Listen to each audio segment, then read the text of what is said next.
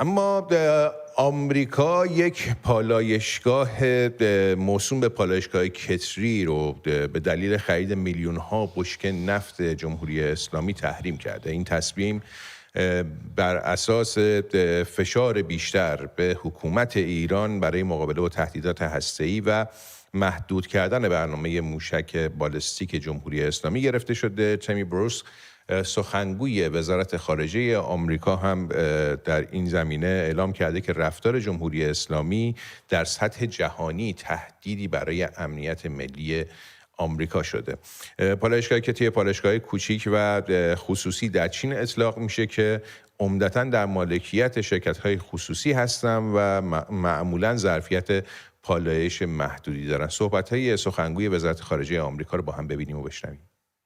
For the first time, the United States is sanctioning a so-called teapot refinery in China for purchasing millions of barrels of oil worth approximately $500 million. We are also sanctioning several additional entities and vessels in Iran's shadow fleet for shipping millions of barrels of Iranian oil to China. Iran's behavior across the globe threatens U.S. national security interests. President Trump has reimposed a maximum pressure campaign designed to end Iran's nuclear threat, curtail its ballistic missile program, and stop it from supporting terrorist groups. The maximum pressure campaign is designed to drive Iran's oil exports, which it uses to fund its destabilizing activities, to zero. This includes oil exports to China.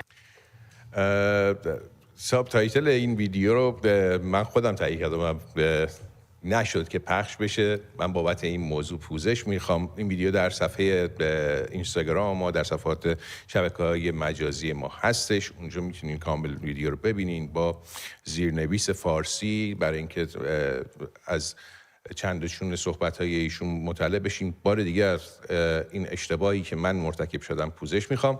اما برای اینکه ببینیم آیا آمریکا سیاست جدیدی رو در قبال تحریم‌های نفتی جمهوری اسلامی در پیش گرفته، با سعید قاسمی نژاد مشاور ارشد در بنیاد دفاع از دموکراسی ها قرار گفتگو بکنم. درود بر شما آقای قاسمی نژاد.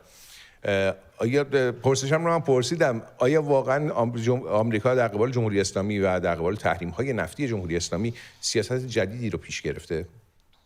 این تحریم‌های ایالات متحده از مدتی که دولت ترامپ روی سر کار اومده، صنعت نفت جمهوری اسلامی رو هدف قرار داده. مقامات آمریکایی تاکید کرده که به دنبال این هستن که صادرات نفت ایران رو بسیار کم بکنن. برای نخستین بار هستش که ما شاهد هدف قرار گرفتن این تیپات ریفاینری های پالایشگاه های حالات کوچک و خصوصی چین هستیم. این اهمیت داره برای اینکه اینها در واقع اون مصرف کننده نهایی نفت ایران، یه بخش عمده‌اش در چین هستند و چنانکه ما میدونیم چین الان تنها وارد کننده جدی نفت ایران هستش.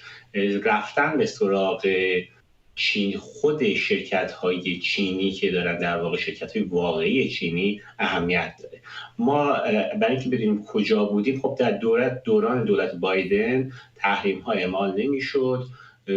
تخمین‌های بر اساس خود چیزی که خود دولت بایدن، سازمان انرژی اینفورمیشنش میگه چیزی حدود 200 میلیارد دلار بوده. تخمین ما کمتر هست. جمهوری اسلامی احتمالاً چیزی حدود 150 میلیارد دلار نفت در اون دوره فروخته. در ژانویه 2025 تخمین‌ها این هستش که 1.3 میلیون بشکه نفت در روز فروخته شده. در فوریه تا جایی که آمارهای اولیه رو ما دیدیم این بالاتر رفت، حدود 1.7.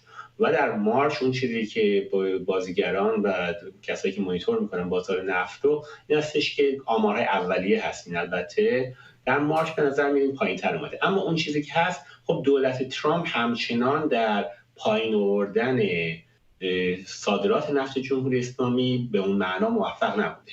برای همین است شما فعالیت‌های بسیاری زیاد می‌بینید که صنعت نفت رو هدف قرار میده، از جمله بازگشت دولت ترامپ به سیاست دولت اولش، هدف قرار دادن وزیر نفت. دولت بایدن این کار رو نکرد و این چیزی که الان شما می‌بینید که برای نخستین بار هدف قرار دادن پالایشگاه‌های چینی که نفت ایران رو می‌خرند. آیا اصلا سخنگوی وزارت خارجه آمریکا اشاره کرد به اینکه میخوان میزان صادرات نفت ایران رو به 0 برسونن. آیا اصلا این امکان پذیر است و اساساً این تحریم ها چقدر میتونه جمهوری اسلامی رو به فروپاشی نزدیک بکنه؟ ببینید دو بحث داره، یکی خود بحث نفت، یکی بحث کل اقتصاد ایران هستش. در بحث نفت خب 0 که یک هدف گذاری است که انجام میشه، 0 بسیار دشوار هستش. اما در دوره اول دولت ترامپ در ماه می و ژوئن 2019 بعد از این که در واقع این کمپین فشار حداکثری علیه صنعت نفت اعمال شد، ما شاهد این بودیم که صادرات نفت جمهوری اسلامی به زیر 400,000 بشکه در روز رسید و در دوران فشار حداکثری به صورت متوسط خب یه چیزی حدود 800,000 بشکه صادرات نفت جمهوری اسلامی. جمهوری اسلامی برای بودجه سال بعدش میگه ما میخوایم 1.8 میلیون بشکه نفت بفروشیم، این در بودجهش هستش.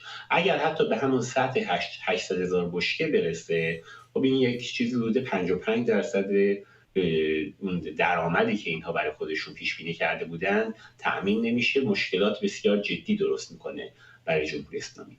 چطور باید به اون هدف رسید؟ حالا به 800,000 بشکه یا حتی کمتر. یکی پالایشگاه‌های نفت در چین هستن، دیگه بنادر هستن. میشه خود دولت بایدن میگه که بیش از 27 کشور بنادرش درگیر صادرات نفت ایران هستن. بنادر، اپراتورهای بنادر، بانک هایی که درگیر این هستن. بانک های چینی تحریم نشدن. اگر شما بانک های چینی که درگیر تسهیل این ترانزکشن ها هستن تحریم بکنید، خب اون بسیار مهم هست. و چیزهای دیگه‌ای که در اواخر دولت بایدن و در اول دولت ترامپ هم انجام شده، یعنی شرکت های سوری، این نفتکش‌ها و شرکت‌هایی که این نفتکش‌ها در واقع دارن. منتها فراتر از اون پیشنهادی که ما مدت هاست به دولت ترامپ دادیم، به دولت بایدن هم دادیم، این هستش که فقط این شرکت‌ها کافی نیست که شما تحریم کنید. شما باید برید تمام اعضای هیئت مدیره، تمام مدیران بالا، تمام سهامداران عمده، همه اینها رو تحریم بکنید. اگر این کار رو بکنند خب به اون 800,000 بشکه که راحت‌تر هست برسن، کمتر هم میتونن بکنن. یعنی 400,000 500,000 بشکه این چیزی نیستش که قابل دسترسی نباشه. اما مهمتر از اون، نفت در اقتصادی در صادرات جمهوری اسلامی الان کمتر از 50% صادرات جمهوری اسلامی هستش. چند حوزه دیگه هستن که اینها دولت ترامپ تحریم کرده، تحریم‌ها رو باید اعمال بکنه.